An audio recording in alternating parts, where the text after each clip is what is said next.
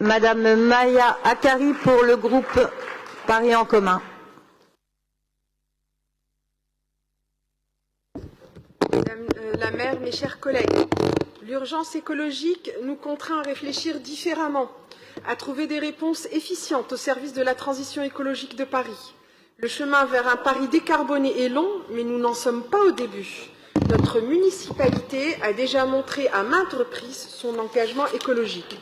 Je pense par exemple au plan climat adopté en 2018 qui a notamment comme objectif de rendre Paris neutre en carbone ou de diviser par 2 la consommation énergétique à horizon de 2050. La révision du PLU marque simplement l'amplification de notre engagement pour un Paris vivable et confortable malgré les bouleversements écologiques que nous subissons. Bouleversements auxquels le projet d'aménagement et de développement durable, PADD, se devra de répondre. Dès lors, les espaces de nature et de respiration trouveront toute leur place en ce qu'ils permettent de lutter et de prévenir les conséquences des épisodes caniculaires et du phénomène d'îlots de chaleur urbain. Émile Meunier en parlait tout à l'heure. Ces espaces de fraîcheur sont des moyens de résilience thermique de la ville. De fait, la végétalisation aura un rôle indispensable. La préservation et la protection de la végétation existante est nécessaire, mais un effort de végétalisation devra être envisagé, surtout dans les zones de carence. Pour ce faire, la désimperméabilisation sera un outil parmi d'autres. Je rappelle que l'un des objectifs du plan biodiversité est de déminéraliser 35% du territoire en surface perméable et végétale, et ce n'est pas rien. Véritable enjeu écologique, véritable enjeu social, le PADD ne sera pas complet s'il omet le sujet du boulevard périphérique qui n'est autre que l'infrastructure la plus polluante d'Île-de-France. Et je regrette que mes collègues n'en aient pas parlé depuis tout à l'heure.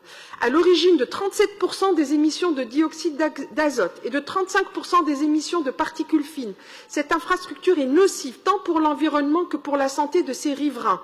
Un travail sur l'évolution de cette infrastructure a déjà été engagé, travail qu'il conviendra de continuer. Il ne doit plus constituer une fracture entre Paris et sa métropole, mais bien une continuité urbaine et végétale qui répond aussi bien aux préoccupations environnementales qu'au bien-être des riverains.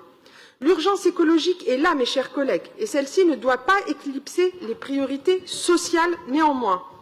Aussi, penser un Paris vivable pour demain, c'est penser aux besoins primaires de ses habitants, parmi lesquels le logement, qui, je le rappelle, est un droit fondamental.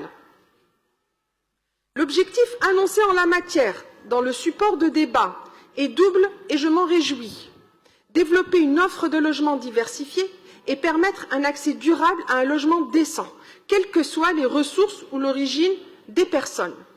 La demande de logement social n'a eu de cesse d'augmenter depuis 2006.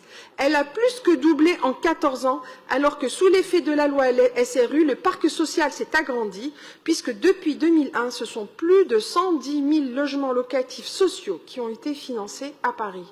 Le prix élevé des loyers pour les ménages explique pour partie cette explosion de la demande. Permettre aux classes moyennes et aux classes populaires de se loger décemment à Paris est une nécessité. Paris ne doit pas être la seule ville des classes aisées. La mixité sociale est primordiale et doit être encouragée, comme l'a bien expliqué Madame la maire tout à l'heure.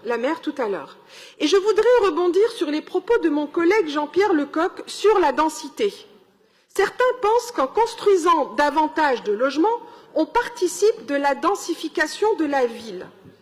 Détrompons-nous, construire du logement, notamment social, permet de lutter contre la densification de l'habitat et la suroccupation des logements, mais n'augmente pas la densité de la ville en général.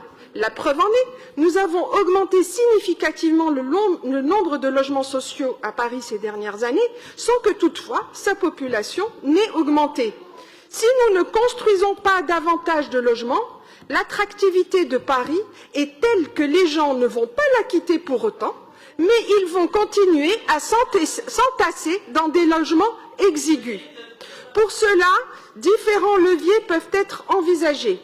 Bien sûr, l'objectif de 30% de logements sociaux au sein du parc totale de logements d'ici à 2030 en veillant au rééquilibrage Est-Ouest, mais aussi le développement du bail réel solidaire à la faveur des classes moyennes ou celui de logements à destination des étudiants, par exemple.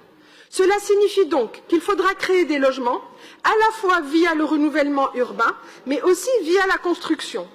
Consciente que les espaces fonciers disponibles dans notre ville se font rares, la surélévation pourra être parfois une solution. Voici les quelques aspects que je souhaitais aborder dans ce vaste et important débat, et je vous remercie.